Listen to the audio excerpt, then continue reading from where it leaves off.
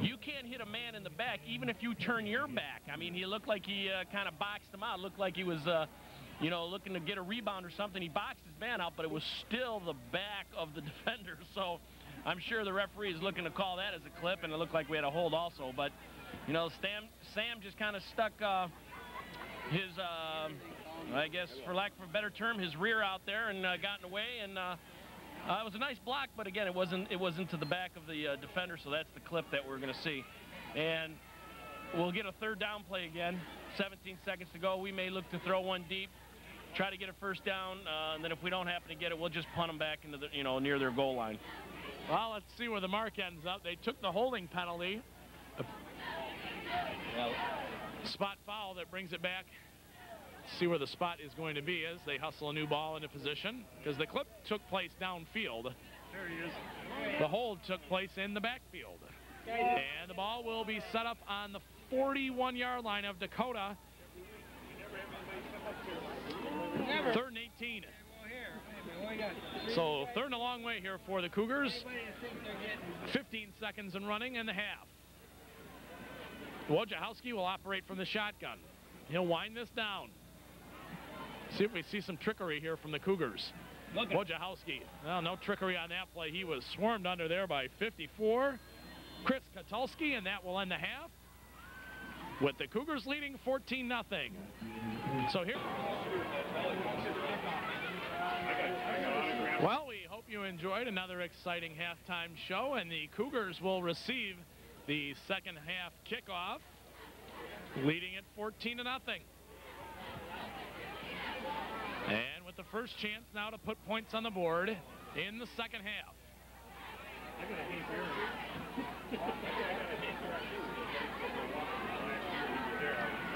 Mike Longo will do the kickoff duties for Utica.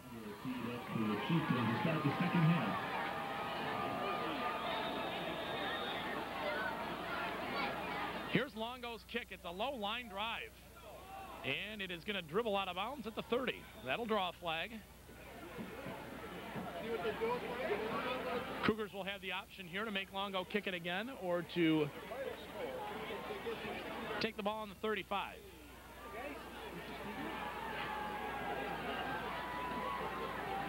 They say kick it again. It's Fox, DeBartolomeo, Beach, and Kalashevsky back deep.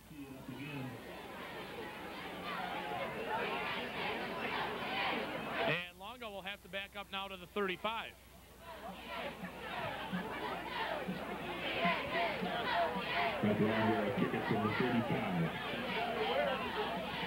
So from the 35, he'll try it again.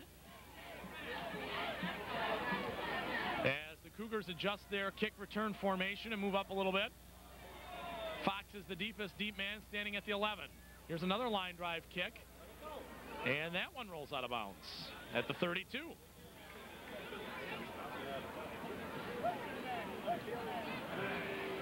So apparently it seems to be a Utica strategy here to try and kick the ball low to avoid any kind of return here for the Cougars. But eventually they're going to have to kick it somewhere between the lines. Longo now will retreat. Well, no, he won't. You can only do that so many times. So after 2 illegal procedure penalties for kicking the ball out of bounds, it will be placed at the 40, where the Cougars will start 1st and 10 to begin the 3rd quarter. So Utica obviously aware of our kickoff return game and somewhat perhaps concerned about it, kicks it out of bounds twice and gives the Cougars the ball in their own 40 in good field position. Yeah, we've got that little fake handoff stuff back there, and it can be very, very deceiving, but hey, we'll take it on the 40. 1st and 10 now. Anderson in motion, coming to the near side. Delay handoff here to Sasson. Cuts back inside, dives ahead, got maybe 3 on the play.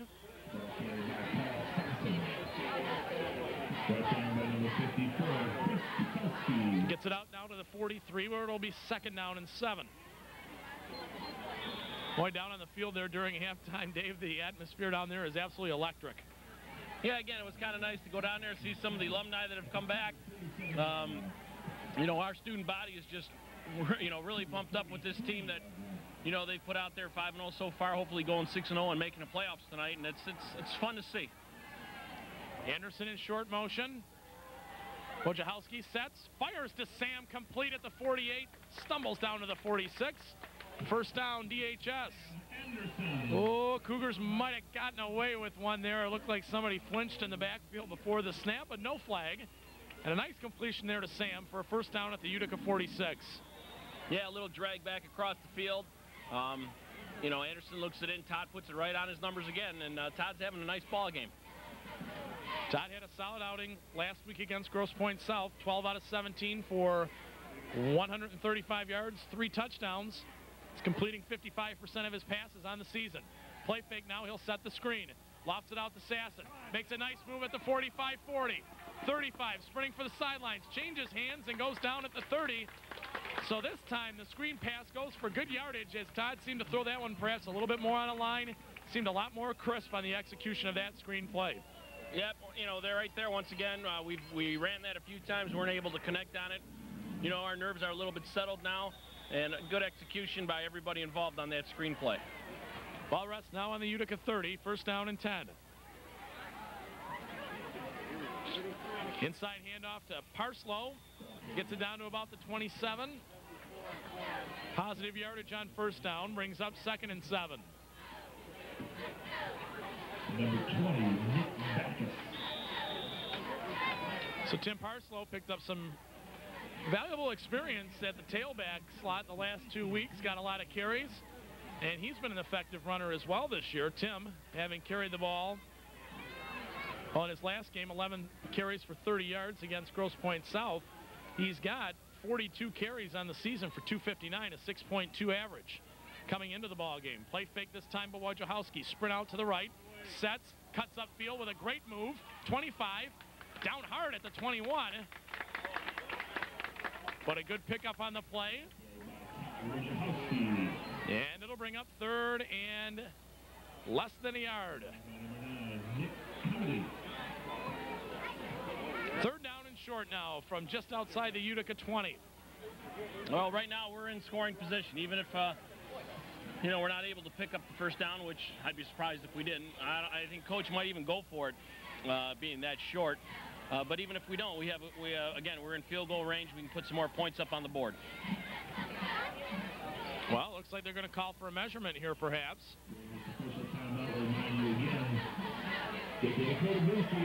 Yeah, at this time, I want to congratulate the girls basketball team on their big win on Thursday night. It would be a week ago, about a week ago, once we air this broadcast. But Heather Shepard, I know, had a season-high 20 points. Mandy Diver had 13, and Lindsay Fecto just had a great floor game, from what I understand, talking to not even her coach. People that were just at the game thought she just played an outstanding game. So, you know, hopefully the girls are, you know, on a little bit of a roll now, and by the time we see this, hopefully they've won on Tuesday and are starting a little winning streak there. Yeah, girls basketball program struggled a little bit with life without Catherine, but they are making adjustments and improving constantly. The Cougars got the first down on that last run. Handoff to Sasson, bounces it outside. Boy, just brought down there by the ankles by number 55, Jim Bomarito. And now a flag. Well, while I was looking up Jim Bomarito's name, apparently some words were exchanged. Flag on the play. Mike Feiner is clapping, which is a positive sign. And it is going to be a dead ball, unsportsmanlike conduct penalty against the defense. Unsportsmanlike conduct against the defense. Half the distance mark-off will take it down to inside the 10-yard line. So the Cougars now leading 14-0 on their opening drive of the first half, with an opportunity to go up even more. Officials will mark this one off.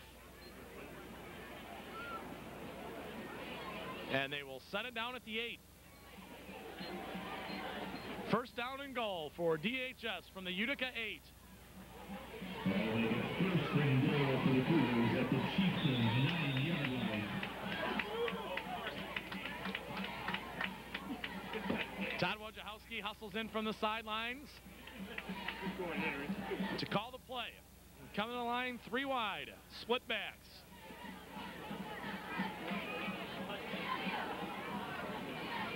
Takes a snap, quick drop, throws, batted up in the air, incomplete. Boy, that ball gets tipped. It's up there, floating around, always dangerous. Worked out well for the Cougars there on that play. 2nd and goal now from the 8.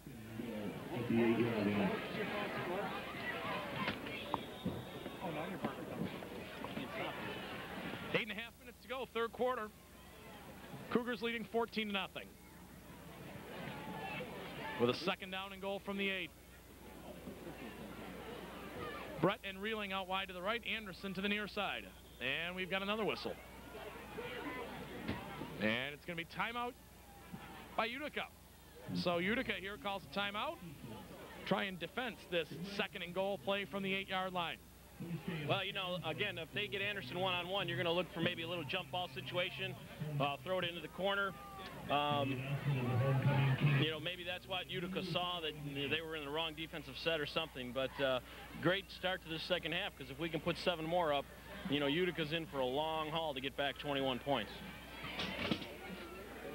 During this break, we'd like to tell you about the Dakota Scholarship Fund. The Dakota Booster Scholarship Fund will be raffling off a 2000 model year Dodge Dakota Sport pickup on March 3rd, 2000, between 8 and 10 p.m. during halftime of the last home boys varsity basketball game. That's right, basketball just around the corner. Tickets are $50 each, or 3 for $100. All proceeds go directly to the Dakota Scholarship Fund. Contact Dakota High School at 954-2405 for more information.